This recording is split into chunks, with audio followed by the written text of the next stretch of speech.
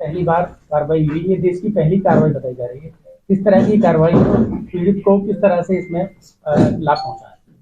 देखिए, ये थाना सिकंदराबाद से संबंधित प्रकरण है, जिसमें कि एक व्यक्ति के यहाँ गबन की घटना हुई थी। उस संबंध में थाने पे मुकदमा पंजीकृत किया गया और आरोपी जो थे उनको गिरफ्तार भी किया गया। उनके पास से कुछ नगद और जो अपराध जनित इनके पास संपत्ति थी उसको कब्जे में लिया गया था।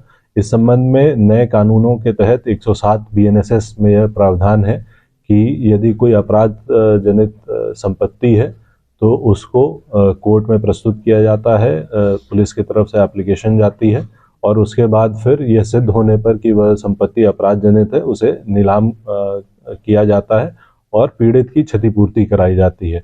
इसी के क्रम में इस मुकदमे में जो भी संपत्ति अभियुक्तों ने अर्जित की थी, जिसमें कि एक मोटरसाइकिल था और एक मोबाइल फ़ोन था, उसको नियमित रूप से नीलाम करवाया गया और उस नीलामी से प्राप्त 2,17,900 रुपये जो है वो पीड़ित को आज डीएम साहब और मेरे द्वारा वापस सुपुर्द किए गए हैं।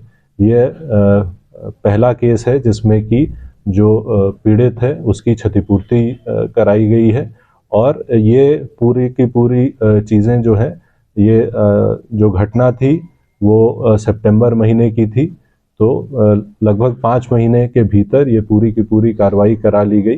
जो नए कानून है इनकी जो मंशा है दंड से न्याय की ओर, इसका ये एक जीवंत उदाहरण है और इस प्रकार के कई अन्य प्रकरण भी हम लोगों ने चिन्हित किए हैं जिसमें कि इस प्रकार की कार्रवाई सुनिश्चित कराई जाएगी।